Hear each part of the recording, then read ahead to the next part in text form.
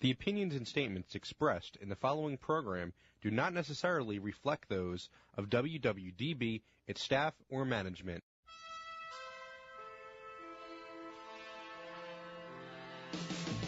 You are listening to In the Know with David O. Informative, substantive, intelligent talk radio on 860 AM WWDB. And now, your host, Philadelphia Councilman David O.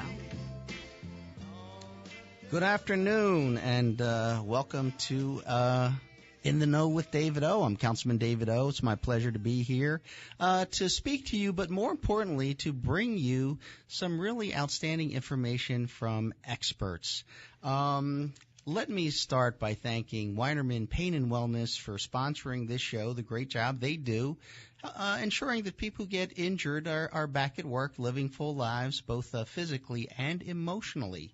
And to Philly Labor and all the advertisers of this show. If you remember last week, and I say this because you can hear this, if you go to our website, www.wwdbam.com.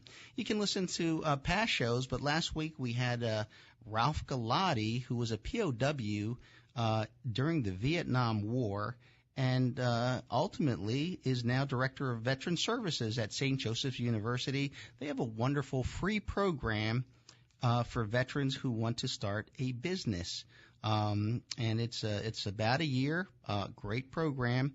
Larry Needle, PHL Sports. He's the executive director, and he was on talking about the NFL draft that happened in Philadelphia, how good it is for our city, and all the other things that help highlight Philadelphia, make it an exciting place, and also help our economy. And then finally, we had Davida Goddett, founder of Healthy Thoughts.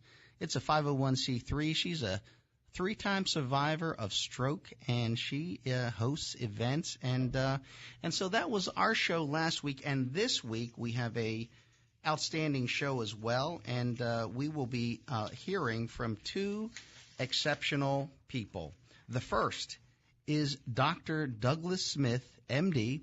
He's a director of the Center for Brain Injury and Repair, Department of Neurology at the University of Pennsylvania. And so, yes, we're going to be talking to a brain surgeon.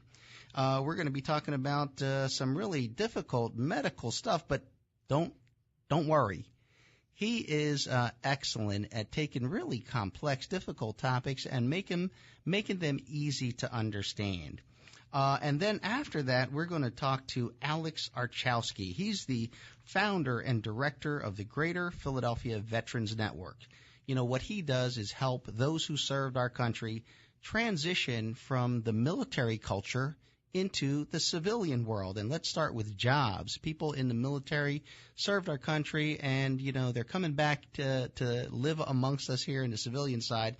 And he helps them understand how to present themselves, how to find a job, that type of thing. And in addition to that, how to start a business. And so we'll be hearing from Alex Archawski. Right now, let me tell you a little bit about Dr. Smith. He has quite a lengthy resume, so let me break it down simply by saying Dr. Smith is the director at the Penn Center for Brain Injury and Repair. He also sits on a number of different entities connected to health and to everything dealing with the brain. And we're going to hear from him right now. So let me welcome Dr. Smith to the show. Welcome to the show, Dr. Smith. Thank you. Pleasure to be here. Okay, fantastic. Now, could you just tell our audience, our listening audience, just a little bit about what you do at the University of Penn? So we're really interested in not just how the brain is injured, but also how it might recover, and then even ways we might repair it, looking towards the future. We want to do this in a way that's multidisciplinary. So we have people who are very basic scientists working side by side with clinicians who take care of the patients, so that there's a continuity between this type of research. So it's a really kind of invigorated environment. It's the largest center, the most diverse in the world, and so we're pretty proud about it. You have, I understand, about 25 principal investigators. About 35. 35, Yeah. okay. Yeah. Because it's not just, that you see patients. It's that you're actually on the cutting edge of research and understanding how the brain works, how it's injured, and how it repairs itself. That's right. I mean, if you ask most physicians who trained in medical school, even recently, what a concussion is, above their head is a thought bubble with nothing in it. They actually were never taught what a concussion is. They know the symptoms, but just describing symptoms is actually not a diagnosis. So we're trying to fill in that blank and put some words up in that thought bubble. Okay, now let's break it down for our audience a little more, because while it's very clear to medical professionals the difference between a diagnosis and a conclusion, An opinion, yeah. An opinion, Yeah. like break that down for us some more. What does that exactly mean? Well, so if you think about the word consumption, that used to be just kind of used, and people describe the symptoms. And so it's an opinion, yes, you have this consuming illness.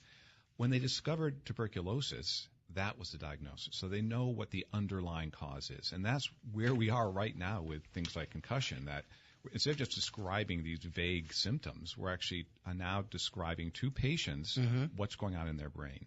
So back in the day, you're playing football, you get hit hard, and someone says, "Oh my goodness, you might have a concussion." You got to see a doctor. You go there and says, "Yes, you have a concussion." So you're saying that's not really the right way to do things. Well, that's an opinion. I mean, what you really want to do is, it's not just do you have a concussion. Right. And it's, first off, it's not a rite of passage. People say, "Oh, you got your bell rung," it's all these kind of things. "Oh, you lined up on the wrong side of the field." But now we know that for some individuals, it's serious. Now, a lot of people are becoming a little bit like Chicken Little in describing a concussion as something so devastating that nobody can come back, and that simply does not appear to be true. The vast majority of concussions have a complete recovery, but there is about 20% of the patients we see, kids and adults, that have persisting symptoms. So those are the ones that we want to capture. So it's not just you have a concussion, but you have the type that's going to be difficult to recover from. Now, injuries to the brain are far more commonplace than many people believe, and especially for people under the age of 45, which I guess makes sense when you start thinking about the fact that there's an active life, there's car accidents, there's other type of things. But why do we think sometimes, I don't know if you think this, I always kind of understood like these type of injuries are for older people. Yeah, I think that certainly older people can fall and have a worse outcome just by virtue of being older. But there are kind of like two peaks. One is definitely younger, when young people are involved in sports, for example, and high-risk activities. I like to kind of joke that the number one genetic risk factor for having a concussion is the Y chromosome. There we are. Yes. Males have that kind of risky behavior. But now with Title IX, there are a lot of young women entering different sports, different contact sports, and we discovered recently that they actually have a higher rate of concussion and a worse outcome than males participating in the same sport.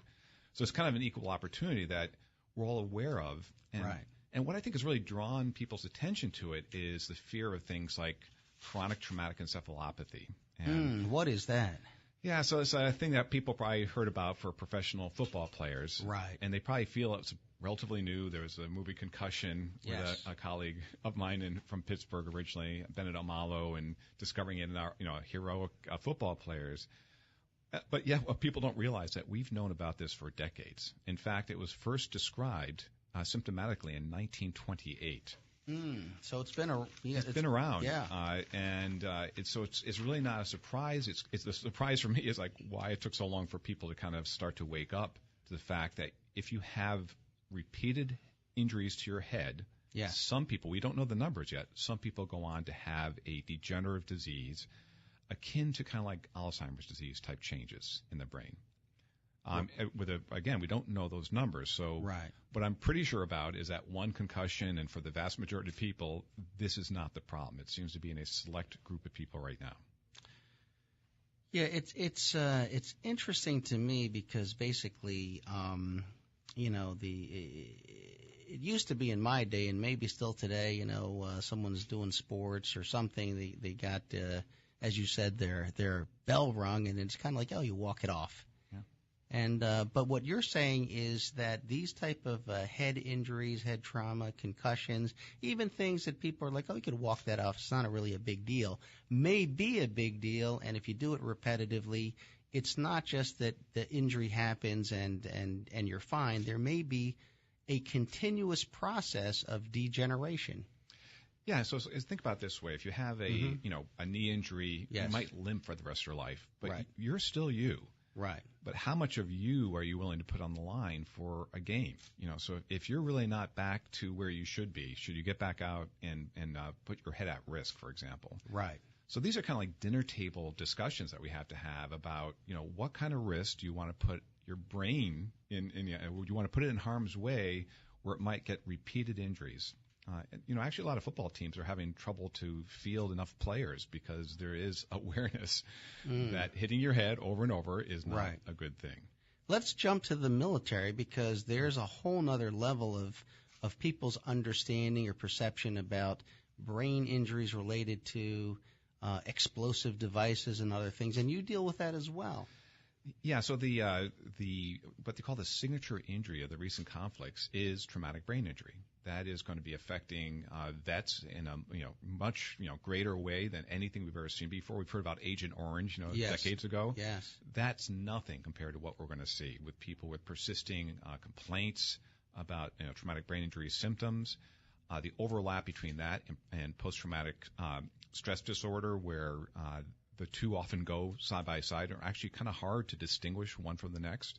So this is something that we're going to have to look at for the VA population for decades and decades to come. Yeah, and for our listeners, just as the doctor said, Agent Orange is pretty much a word that rings up Vietnam.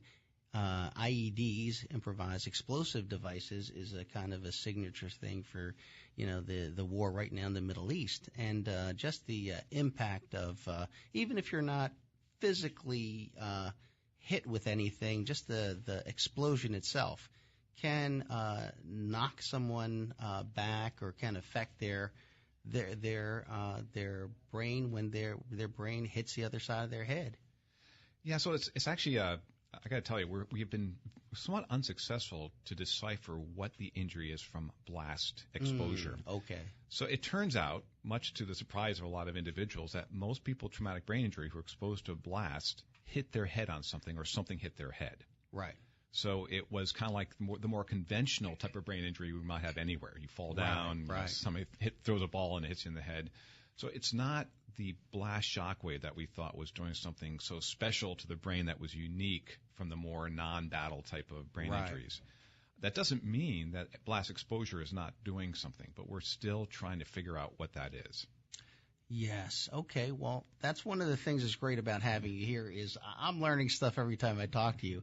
Some of the things that you have looked at, by the way, is in addition to how a brain injury may continue to degenerate, you've also studied how the brain can heal itself, or how one day, I suppose, we might be able to help the brain heal.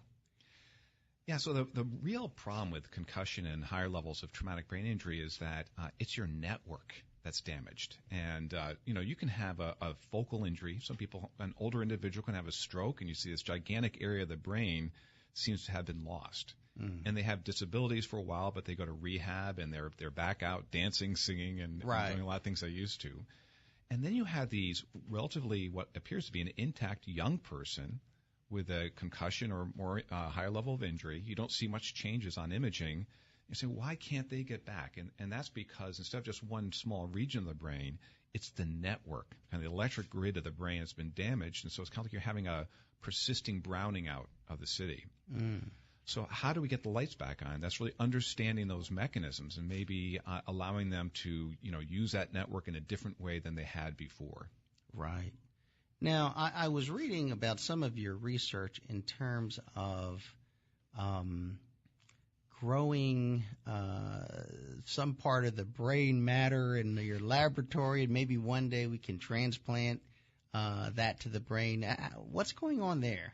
Yeah, so there's a kind of weird thing is going on right now. A lot of people are kind of jumping ahead and want to put what I call brain paste to fill in voids in the head. And what I really mean is that somebody's taking some kind of cells and putting them into the brain someplace.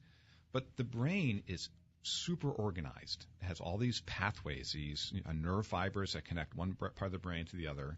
It took evolution to design that. It took development, the person growing up, to kind of create that very pristine structure. And so simply throwing in some kind of paste, I'm not sure what that would do. So, just if you want to be rational, you say, well, we have to kind of replace the anatomy that was taken away. So if you've lost a pathway, you should replace that with a repair pathway that will then fill in the place. Think of like jumper cables or kind of extension cord of sorts, so that you can wire in living nervous tissue in the regions that were damaged. Is that the transplant that I was talking about that I read, or is that the brain paste? Which one is it? No, that would be the transplant. We actually engineered nervous tissue as opposed to a bunch of cells. The paste, I would say, are just a bunch of cells, and somebody stands back and has this little Shazam wand and hopes something will happen, versus engineering something that looks like the part of the brain that was damaged. Right. Are we on the edge, or will it be like decades later where we might be able to transplant that pathway into or onto someone's brain? Well, I'm really hoping that we can transition this very quickly. So we've gotten the technology to the point where we're hoping to first use it to repair peripheral nerves that have been damaged. Where people can have if you can damage an arm up high, the arm looks intact, but without the nervous system driving it, the arm has no function. So if we can reconnect the nervous system to that arm, it's the same type of technology. We're using kind of a jumper cable approach, or creating a pathway for the signals to get back down the arm. So that would be our first step. So if that technology works for repairing the peripheral nervous system, like in limbs, especially the arms, then we could take that same technology and apply it to the brain. Interesting. Now, could you answer this question? I recall from your testimony, and for those listening, Dr. Smith was so kind to come over to a hearing we had about PTSD versus traumatic brain injury, TBI, related to veterans and veterans health care. But, there was a conversation, or at least testimony, where you talked about the sudden stretching of the brain and how that creates injuries, lesions, tears. But then I was reading that possibly like slow stretching might actually help recover the brain. Could you explain that? Yeah, so you have good stretch. So you have kids. You told me you have 4 kids, right? I do, yes. So when they're little, if you have them, like you say, touch your nose, touch your ear, and then reach over your head and touch your other ear, and their little tiny Tyrannosaurus Rex arms won't reach. Right, yes. But as the arms grow, these nerves will grow with it. So that's a good stretch of the nervous tissue. So that's creating longer nervous tissue. Due to mechanical reasons. But it's slow, and so it works. That's contrasted very much with the brain when it's injured. So your brain is kind of like, I often use the example, we're on the radio, but I think most people know silly putty. If you play with it and you make a cylinder and you stretch it apart longer and longer, it just keeps stretching thinner and thinner. That'd be a slow stretch. I think that'd be kind of akin to if you bend your elbow, those nerves can tolerate a very large stretch as the elbow's bending. But if you take the same cylinder of silly putty and you stretch it really quickly, it will break. Yes. It acts stiffer when you have a very fast mechanical distraction to it. And that's how your brain is. It's a very fancy term called viscoelasticity. Your brain is kind of more jelly during the day, but if normal daily activities, but under the very rapid movements, like when your head hits something, collides with a car windshield or something, that very rapid movement makes the brain behave stiffer, and you can physically break internal structures of cells, like the nerve fibers can have components of them that break. And they sometimes repair themselves, or they don't ever repair themselves? I think in most cases they do repair themselves. Right. I think people, you probably can see it. You witness it with people with concussions for a few days. They might be a little bit out of it, but bit by bit they seem to get it all back together. But for those individuals who have really longer-term persisting issues, we're worried that some of these nerve fibers may be degenerated. That means they disappeared. And you can't regrow these. Right. If they're gone forever. And so you would, in that case, have to, use the rest of your brain to help compensate for your function. Right. And at that point in time, if a pathway is damaged, it would be then the opportunity possibly to transplant that pathway back into the brain. That's right. We have to discover how the brain repairs naturally to kind of, reroute around a damaged region. Much the same way as if somebody working on an electric grid in the city has to figure out how to, get around that buzzy wire section or the transformer blue. It's really kind of the same thing, that we have to stay away from the areas of the brain that might be corrupting the network signal. And just find a way so that normal pathway or a pristine pathway can be reestablished. In another conversation, a completely different topic about actually recovering from drug addiction and the damage that's caused to the brain from long-term drug use, I was talking to someone, and they were talking about some research from Harvard that indicated that exercise and physical activity was helpful in generating repairs to the brain. Does that make sense? Yeah, so we're actually at a weird transition right now. So if you have a concussion and you go to a rehab center, up until just recently, they did something called cocooning, something they did in the military. They've done in sports clinics, yes, where they try to put you in a dark place and just insist that you stay away from like any kind of screens with lights on them. And yet, with the more severe traumatic brain injuries, the idea is to get them up and show improvement. Much the way somebody gets a new hip, you want to get them up and moving, and be active. Well, now things have shifted the other way for a concussion. So, if you're not feeling well, certainly you're not supposed to be pushed. But they do want to have what's called active rehab now. So you actually get people exercising, and that exercise helps to stimulate the brain and may help recovery. Uh-oh, sounds like walk it off his back. Well, not right afterwards. Yeah. Okay, but I got the point that, people are very concerned when someone is knocked unconscious or they're knocked silly, and, you want to close your eyes, don't look at bright lights flashing. It might stimulate the. Yeah, so I think right now, things can shift again, but yes. Right now, definitely if the person doesn't like the bright lights, yes. take them away. Right. And don't do something that they do, which is a kind of a funny holdover from a long time ago, right. is that keep them awake. And if you ask them why, I say, well, I don't know. Right. But that's actually kind of sadly, Natasha Richardson died from a bleed. So there are a few individuals where they hit their heads, and you can have a bleed that just keeps piling up, and it squashes your brain so that you don't get blood to your brain. And you can die. So this is why, before they had imaging and more clinical assessments, that they would have people try to stay awake. But those days are long gone. If somebody wants to sleep, let them sleep. Right.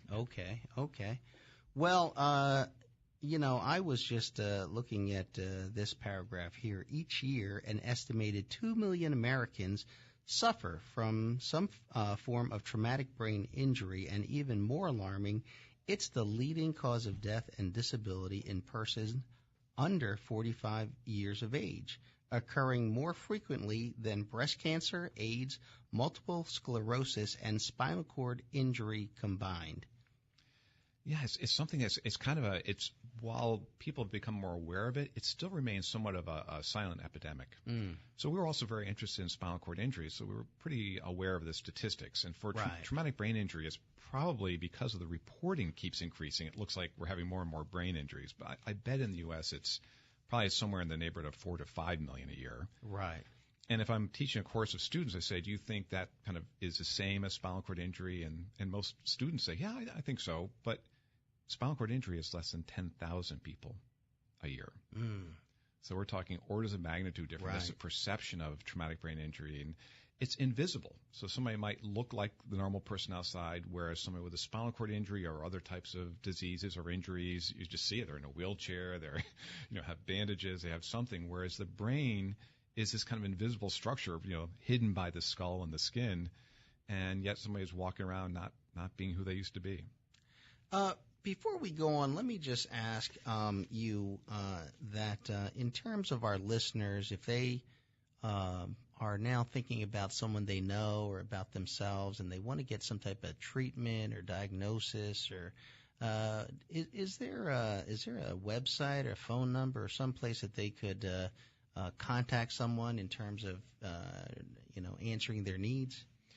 Well, I would like to say yes globally, and I would say that they absolutely should pursue this, but we are suffering something that I just don't understand right now. We have to change is what I call discontinuity of care. There's a couple of things. So one, you could talk to your primary care physician, and he or she may not know where to refer you to, and maybe just have some general neurology tests. And so the medical community has to be educated about referrals. Right. And then on top of that, we have a huge number of patients who are extremely frustrated to be shown the door before they feel like they're better. And that could be because insurance isn't paying for it, or because the rehab center, if that's where they went, the patient has gotten so good, so much better, that that's the limit of the skill level, or really the focus of that rehab center. And so they're done there. But the patient themselves feels that they have a lot of work to be done. So we have to have better continuity of care. We have to develop a better, we call evidence-based practice, to be sure these rehab strategies are truly working for the patient and not just kind of an exercise making us all feel better. And right. Can they call University of Penn, for example? That absolutely they should. I think that we have great facilities and we're aware of this discontinuity, and so there is more of a referral system. And this is something I hope will change in the next few years, that people will be alerted to the fact of a list of who they should refer these patients to. Okay, that sounds very very serious, and but the fact is that there is a place for people to go to in terms of trying to find the expertise that is necessary to address the injury that people are trying to deal with. I say this because I have a friend, and he had numerous concussions during his time of service in the military, and just where he lives, he's not in Philadelphia, he did not find, I think, the level of care that you were talking about, either from the primary physician or through the VA network where he is, and ultimately 16 years have gone by and he has not been treated. He's finally, hopefully, being treated now here in Philadelphia. But the traumatic brain injury that he suffers from has altered him as a person, and he knows it. He is has some issues, and he is cognizant of the fact that he is not him, and so I think it is so important that people get on the right track with the right type of medical help. Yeah, and I would just to not necessarily to advertise, but every midwinter, February or March, we have a symposium, Mind Your Brain, so that patients and their caregivers can come and hear about the latest research, hear about providers. It's free that we have at Penn, so if people look for that. Part of that is to help people like your friend who has a persisting injury. Many people in medical school have been taught that you, after 2 years, wherever you are, that's where you're going to stay. And we know that's not true, that there is an opportunity to recover far beyond that time point. We just have to get our tools a little bit better and the referral system a little bit better. All right, fantastic. Well, thank you for joining us, everybody.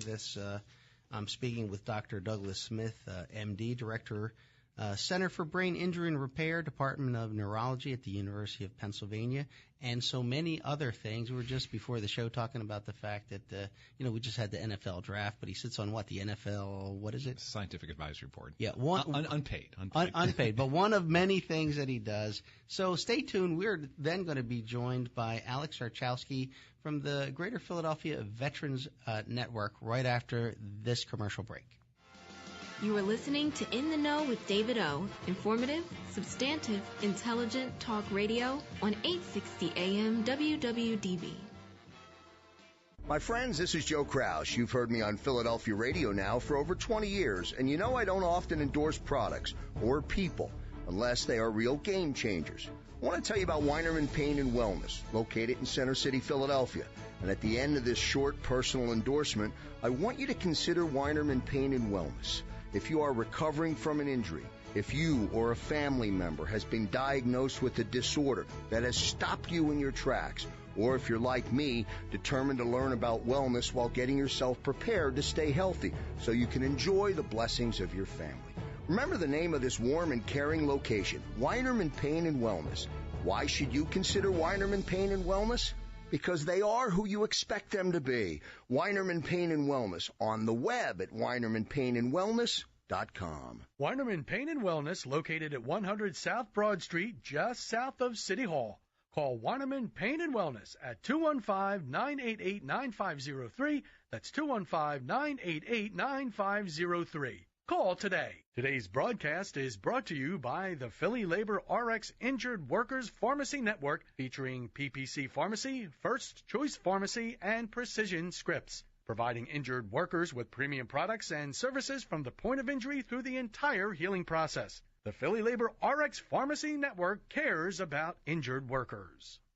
Every day, the men and women of the United States Marine Corps demonstrate their commitment to defend the American way of life. Since 1775, we have served our nation as a force in readiness. From combat operations to humanitarian assistance in every corner of the world. No matter where the mission takes us today or wherever our country needs us tomorrow, we always remember the land we call home. As Marines, we take a stand for each other, for our nation, for us all. The few, the proud, the Marines.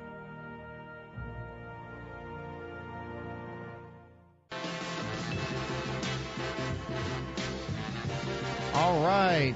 Welcome back. Thank you for joining us on this Tuesday afternoon. Let me just alert you that if you have time this evening, 6:30 to 8:30, I'll be co-hosting a district attorney candidates forum. That's for Philadelphia at Saigon Maxim Restaurant, 612 Washington Avenue in Philadelphia. We'll have our district attorney candidates and some of our judges stop by. But basically, this is co-hosted with Philly Neighborhood Small Business Council, and it really focuses on small businesses and the need of small business owners and the small business community. Well, now let me introduce Alex Archawski. He is the founder and director of the Greater Philadelphia Veterans Network. Alex himself is a former search and rescue swimmer with the Navy and Operation Enduring Freedom veteran. He served in the Middle East and twice transitioned from military service, both active duty and reserve, to the civilian world. And he has mentored other veterans, helping them to develop and execute their job searching plan, network strategy, and also helped veterans with their desire to start and own a business. The Greater Philadelphia Veterans Network is a nonprofit organization, and it does such great work with so many good people helping out. Today, it has a commitment with over 1,500 volunteers, mentors, committees, advisory folks, and local businesses and community leaders. They help veterans find jobs, they help veterans start businesses, and they help employers connect to those very capable workers and leaders who are veterans. And so let me welcome Alex Archawski to the show. Thanks, Councilman. Thanks for having me on. Well, thanks for being here. And, it's interesting because we were talking to Dr. Doug Smith about TBI, which is a term well known to those who serve in the military as a result of what's happening in the Middle East these days.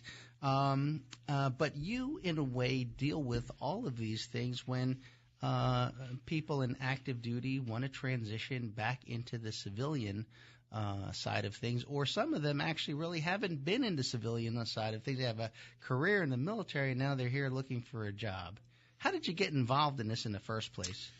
Well, it's I've unfortunately been blessed to transition twice. So that's the term I always use because of the fact that first time active duty overseas before 9/11, living overseas, coming back, it's kind of like being on permanent work vacation where you're working overseas for 3 years and you come back and you have to get used to different lifestyle, right? So that was the first time I went through that process, saw how difficult that was. What was difficult about it for you personally? I think I was more upset of how long it took me. I think what happens is I took mental note of that could have been quicker. Right. And I think everybody will say that. If I only knew. It's a famous line veterans say to each other after they're out, after they're into their job, they're happily married with kids, and then they reflect back, goes, you know what, if I only knew, ...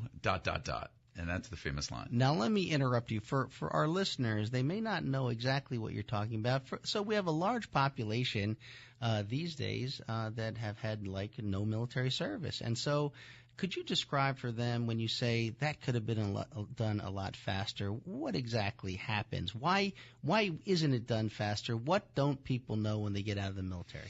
So that's a good question, and I'll add that to why I created the organization as well. So created the organization was transition out of the service into civilian life, into work. And then I was in the reserves. I decided to do it part-time, boat unit out of Annapolis, enjoyed myself. And then after 9/11, we were recalled back to active duty pretty much 2 months after 9/11. The unfortunate circumstance where my employer let me go right before deployment, which was legal. But when I had to put my stuff in storage, all my stuff I built up from my apartment, proposed to my wife, went overseas to the Middle East as a reserve unit, which is unknown at that time, and then just stayed out there and came back a year later. I had to look for another job again. And those circumstances were probably a little bit different. I always say this, if you relate it to the Army, what I did in the Navy was being in the Humvee in the water. Okay, all right. So basically with the way that we did things.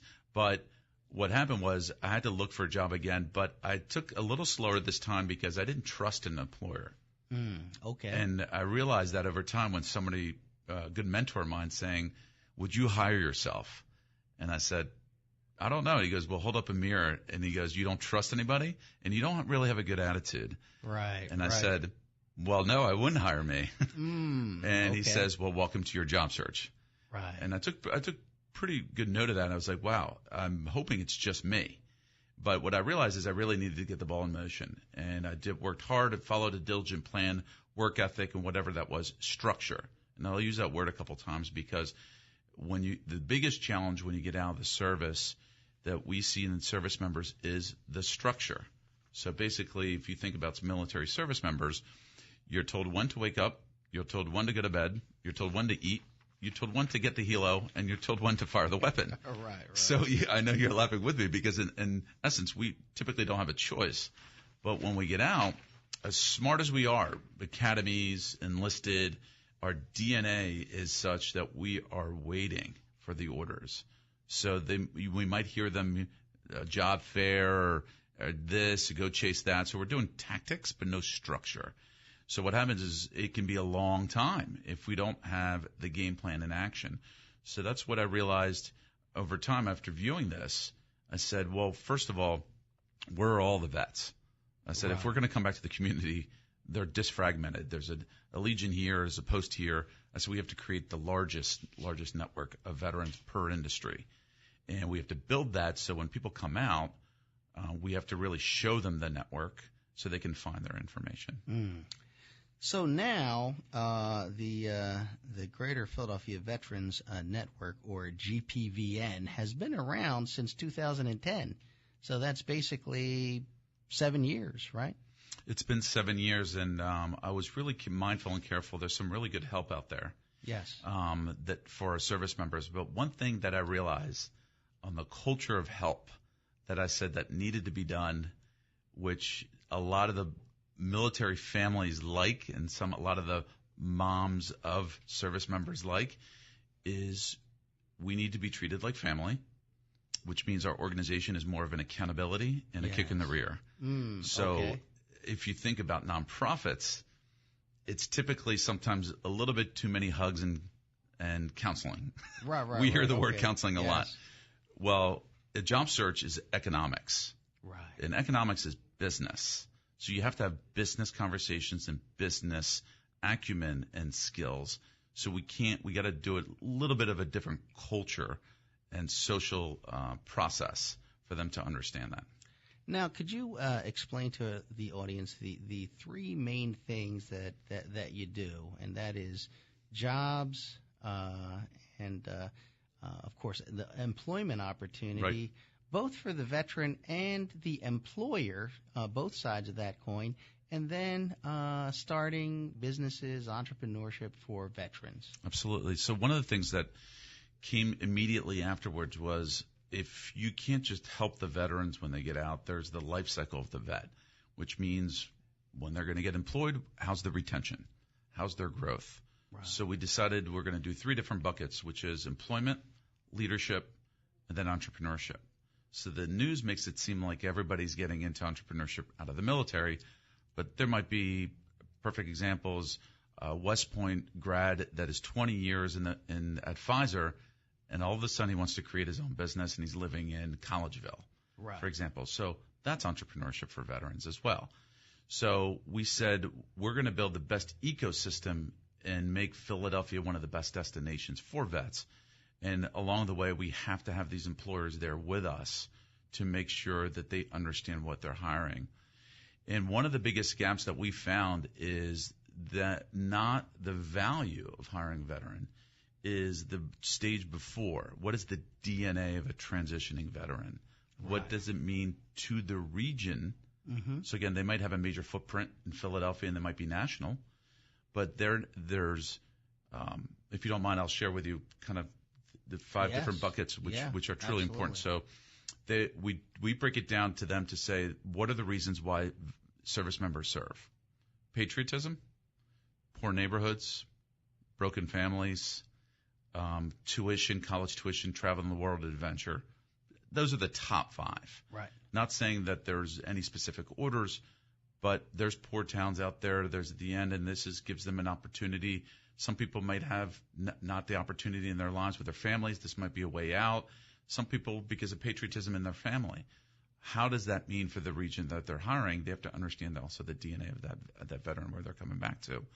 And to understand Philadelphia has become a little bit more white collar than blue collar because of the GI Bill. Right. And so for our listeners, can you kind of tell us what's unique about the Greater Philadelphia Veterans Network as opposed to a lot of the other great services that are around here? But what does your organization do and do well? Well, I think what it is it depends on how people want to be challenged for their success. Right. So we're there. Our taglines are tools, your mission. There's a reason behind that. Right. So we're there to support you, to provide you the introductions, to provide you the whereabouts, to provide you the tickets for networking, to provide you all the tools necessary. But if you're not using them, if they're not using them, then we will not be the infrastructure to do the follow-ups. So we will want to make sure that everybody succeeds. If they need a little bit more services like the VA offers because of mental health, or the confidence is not there, that we want to make sure to take a step back. But in the end, just like we look at employers, we don't try to sell it to them to hire veterans. Right. Our job is to say, what would you like to do and how can we help? Because if we try to sell it to employers, what happens is they nod, they agree, but it takes forever for them to do anything. However, if employers are looking and they're active, that means they're on to something and they just want to do it right. Right. Some of the things that I know personally that you do and GPVN, for example, Shark Tank. There's a veteran Shark Tank with all the benefits that a Shark Tank brings. It's for veterans. I have been to events where some of our largest employers in the region get together and basically get schooled in how to reach veterans, how to hire veterans, the benefits of veterans, and then we have I've been to some of your events where you have junior officers, senior officers, a whole variety of different folks from the military, just hearing about the job search, some of the culture and ethos, that they have to go through this transition in understanding how to talk to employers and land that job. Well, for example, we're flipping the help on its head. If you look at anybody that's offers career services or anything, there's a new era called experiential learning. Experiential learning is basically field exercise and then the classroom. Nobody wants to go into the classrooms anymore. So we're doing programs that are really flipped on its head, like one of our ones that is growing. It's called the Speed Interviewing Networking for Student Veterans. So what happens is there's a bunch of employers around a U-shaped table, all the major logos and small to medium-sized companies. They don't have a table throw. They don't have a name tag. And then we bring in veterans in there. And I think you attended the kickoff one we had last year. Yeah, I sure did. They have to, in 3 minutes, to pitch themselves. So if you think about what the veterans need to practice more of, it is just a rush of exercise that they need to do to feel comfortable. So when I talked about my experience, if it took too long, our job is to shorten the personal branding, right, getting in front of the right people, too, at the same time, and for them to say, a majority of them saying, I get it. And some people learn how to ride a bike a little bit differently. And then where do they want to focus and how do we help them target and focus? The major challenge that we addressed again, we were in creation is I saw career objective as not being addressed. So people are logo shopping for employers, which you can't do. Yes. So you can't say I want to work at that company because they're like, which job? So they're not being taught that. It's difficult to put that back on the base. It's just hard enough for them to transition out of the military with their family, with themselves. They have to come home first before doing that. So what we do is, because we help them understand how to define their career objective. So we say, do you want to be in sales, marketing, underwriting, real estate, finance? And we break it down of what that means. Simple things as working alone, working as a team, working as a group on a project, small company, medium company, big company. So what happens is, if you think about veterans in transition and why we exist, 50% of veterans from 9/11 leave their first job. And that's huge. Yes. So the reason why we're in existence is get it right the first time or close to right. Yes. Maybe it's not the right company. So if you look at our population, people will switch jobs, but at least they knew the right type of job. Yes. The second part is, how do you build your own skills if you don't have your teammates from the Army and the military to help you learn the culture of moving up the chain of command? Because it's not every 2 years you get promoted like the military. Right. It is about how do you shake hands, how do you talk internally and externally. Okay, well, listen, we're going to take a break. I hope everyone stays tuned, because when we come back, Alex Archawski is going to give out the contact information and other things that you need to get in touch if you're a veteran or know someone who's a veteran who wants to get in on some of these programs. You are listening to In the Know with David O. Informative, substantive, intelligent talk radio on 860 AM WWDB. My friends, this is Joe Krause. You've heard me on Philadelphia radio now for over 20 years, and you know I don't often endorse products or people unless they are real game changers. I want to tell you about Weinerman Pain and Wellness, located in Center City, Philadelphia. And at the end of this short personal endorsement, I want you to consider Weinerman Pain and Wellness. If you are recovering from an injury, if you or a family member has been diagnosed with a disorder that has stopped you in your tracks, or if you're like me, determined to learn about wellness while getting yourself prepared to stay healthy so you can enjoy the blessings of your family, Remember the name of this warm and caring location, Weinerman Pain and Wellness. Why should you consider Weinerman Pain and Wellness? Because they are who you expect them to be. Weinerman Pain and Wellness, on the web at WeinermanPainandWellness.com. Weinerman Pain and Wellness, located at 100 South Broad Street, just south of City Hall. Call Weinerman Pain and Wellness at 215-988-9503. That's 215-988-9503. Call today. Today's broadcast is brought to you by the Philly Labor RX Injured Workers Pharmacy Network, featuring PPC Pharmacy, First Choice Pharmacy, and Precision Scripts, providing injured workers with premium products and services from the point of injury through the entire healing process. The Philly Labor RX Pharmacy Network cares about injured workers. At any given moment, somewhere in America, a baby is taking a first step, a developmental milestone. But for too many parents, a baby's first steps aren't just a milestone. They're a miracle. These are the parents of babies who were born prematurely or with birth defects. It's a crisis affecting more than 500,000 babies in the United States each year. You can help them by joining volunteers like you who walk in March for Babies. The money you raise funds research and local programs that help babies overcome the challenges of premature birth and birth defects. Together, our steps make stronger, healthier babies a reality for thousands of families. Sign up today at marchforbabies.org to take the steps that help make milestones and even miracles possible. Who will you march for? Introducing the YMCA. What, you already know the why? Or so you think. Sure, you know the why for a swim, a workout, even a game of hoops. But did you know we're more than that? We're a cause. When you take your jump shot at the Y, someone else is getting job training. Take a cardio class, while kids are in an after-school enrichment program. Practice your downward-facing dog as a teen practices her leadership skills. That's the why.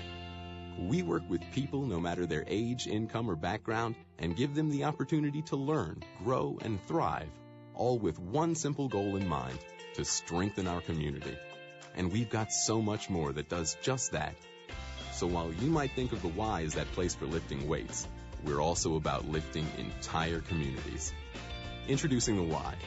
We're so much more than a place. We're a cause. Visit ymca.net/more.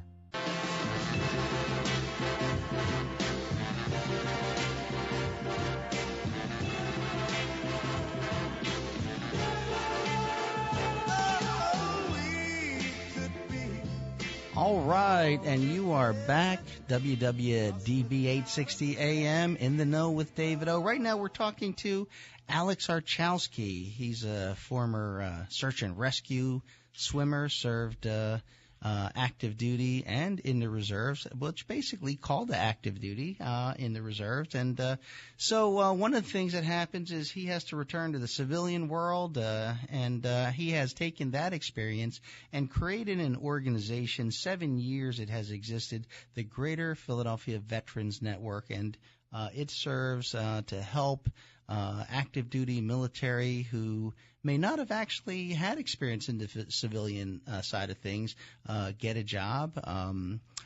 It helps employers learn how to hire and retain veterans, and it helps veterans who want to start and own their own business in so many different ways. But right now I'm going to ask Alex to give out the contact information for his organization. Sure. So we can be found on various channels. Our website just has our information, www.gpvn.org. So it's Greater Philadelphia Veterans Network, the first letter of each word. And also we have a thriving LinkedIn group of over 1,600 people, Facebook and Twitter as well. Fantastic. And you have an event coming up, and we were just talking about Shark Tank a little bit ago, but do you have an event coming up about Shark Tank? We do. We have our signature event each year is our Shark Tank, which this year is Monday, December 4th at the Union League We're proud and honored to have Comcast NBC Universal as our sponsor again. Wow, great. And we are going to be making this a national event to highlight Philadelphia. All right. So what that means is our candidate pool is going to be outside Philadelphia. We had some great minds last year, but we're going to be highlighting Philly on why this city's the best for vets during that event. Okay. Our Sharks have been tremendous before. They've hurt everybody's feelings. Yes, okay. It's a little bit of, so what we did is we decided saying, you know what are we going to do for an event? We want people in there to be inspired, and also our job is to market the success of vets. Yes. So with all the news that's out there, our organization has spun over the years into an organization that markets the success of individuals to fight every single news that is out there. Right, right. And why is that important, Alex? I think first impression is a lasting impression. So if you remember years ago when they said there were sharks attacks in Florida, every single shark was in Florida, right? Right. But in reality, it was just 5 sharks probably floating around Cocoa Beach. Right. So when anybody hears news about veterans, our job is to look at the employer straight in the eyes and goes, it's up to you of what you want to determine. Right. It's because we need to care for our veterans that need care, but the news is basically based on that. So our job is to get more just like this, which we appreciate, talk about the success of all the veterans that are working right now and how they're becoming great leaders, and they're hiring more veterans. Yeah, absolutely. I mean, just a great resource. Thanks for serving our country. But all the skills, experience, cool-headedness, and all the wonderful things that veterans bring to employers. And now you have really got some great employers that have stepped up to work with GPVN. We've been fortunate enough to have nobody's run away from us with our dialogue. So what we are is when they want information, we ask them, are they ready for information? And when they do, we invite them to our programs, which you've seen, which is the How to Hire Veterans Roundtables. So we break it down by how to hire wounded warriors, from healing to employment, how to hire senior military, which I want to emphasize a little bit more in a couple minutes, how to hire Guard and Reserve, which was an eye-opener for many people last year. Yes. Is Pennsylvania is very heavy in the Guard, and the majority of the people do not know about that. Yes. Okay. So you were talking about senior military in our last minute. Could you talk about that a little bit? Sure. If you think about all the employers out there, by default they do hourly and entry level. Yes. It's nothing. So what we're doing is we're challenging them to hire mid and senior level military and training them that way. Okay, fantastic. Now, listen, everybody, if you're a veteran or if you know a veteran or someone who's coming off of active duty, Greater Philadelphia Veterans Network, you could look them up on Google. If you can't, just go to www.gpvn.org. And they just have a wealth of programs. They are veterans, they are concerned, and they are helping to ensure that our region has the best possible employees and leaders. Tune in next week. You've been listening to In the Know with David O on 860 AM WWDB. Tune in again next Tuesday at 2 p.m. for more informative, substantive, intelligent talk radio with Philadelphia Councilman David O.